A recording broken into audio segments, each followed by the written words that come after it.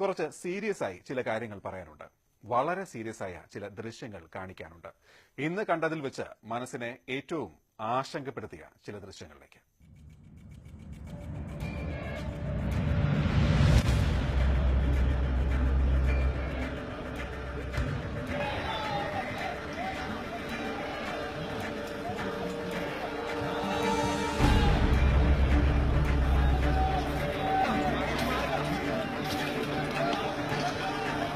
മുസ്ലിം ഏകോപന സമിതി ഹൈക്കോടതിയിലേക്ക് നടത്തിയ മാർച്ചിന്റെ ദൃശ്യങ്ങളാണ് ഇത്.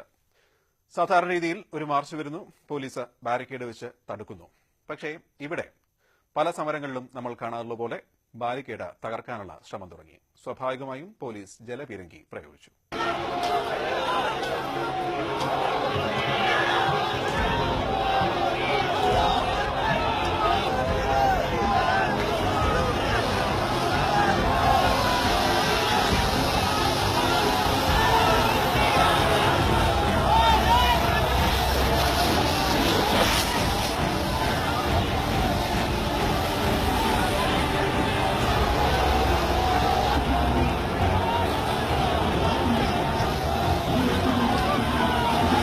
ഹാദിയ കേസിലെ ഹൈക്കോടതി വിധിക്കെതിരെയാണ് ഈ മാർച്ച്. മേൽക്കോടതിയിലും മറ്റൊരുപാട് നിയമവഴികളും ബാക്കിയുള്ളപ്പോഴാണ് കോടതിയെ വെല്ലുവിളിച്ചുകൊണ്ട് ഇങ്ങനെയൊരു മാർച്ച് എന്ന് മനസ്സിലാക്കിക്കൊണ്ടുവേണം ഇനിയുള്ള ദൃശ്യങ്ങൾ കാണാൻ.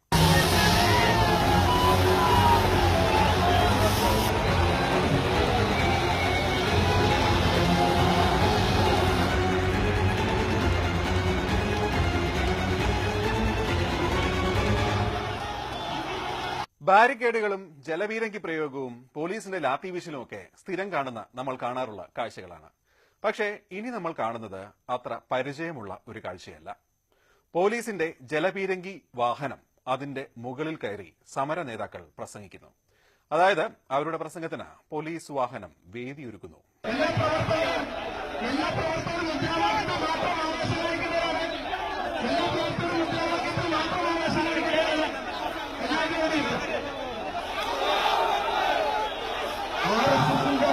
വാങ്ങിച്ചുകൊണ്ട് RSSന് വേണ്ടി വിട്ടുപണി ചെയ്യുകയും RSSന്റെ കശാപ്പുശാലയിലേക്ക് മുസ്ലിം സഹോദരങ്ങളെ അയച്ചു കൊടുക്കുകയും ചെയ്യുന്ന ഗുരുതരമായ കേരളവും ഇന്ത്യയും ഇന്നുവരെ കണ്ടിട്ടില്ലാത്ത അതിഗുരുതരമായ ഒരു വിധി പ്രസ്ഥാനമാണ് കേരളത്തിന്റെ ഹൈക്കോടതിയിൽ നിന്ന്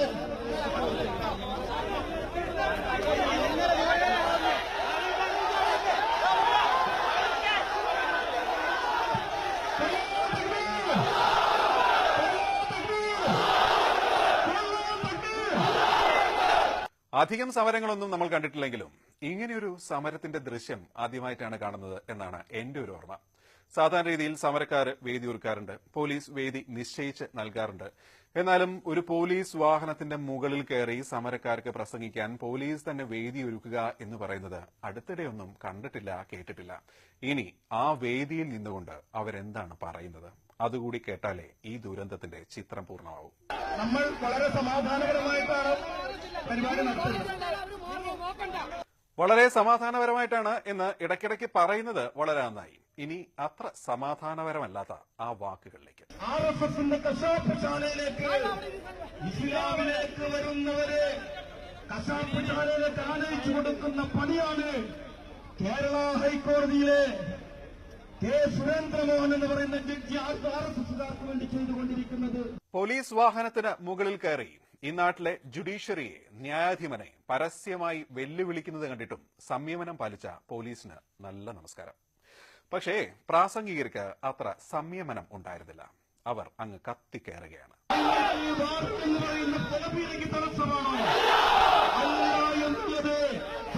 ആവേശത്തിന്റെ പുറത്ത് സംസാരിക്കുന്ന കാര്യമല്ല. നമ്മളൊരു തീരുമാനം എടുത്താൽ ഹൈക്കോടതിയിൽ പോയി ജസ്റ്റിസ് സുരേന്ദ്രമോഹനെ കസേരലിച്ചു കൊണ്ടുവന്ന്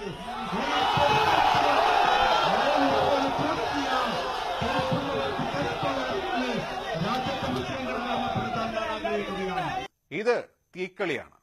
ഒരു വിധിയുടെ പേരിൽ ജഡ്ജിയെ, ജുഡീഷ്യറിയെ മൊത്തത്തിൽ പേരെടുത്ത് അപമാനിക്കുക അല്ലെങ്കിൽ പരസ്യമായി വെല്ലുവിളിക്കുക എന്ന് പറയുന്നത് ശുദ്ധ തെമ്മാടിത്തരവുമാണ്.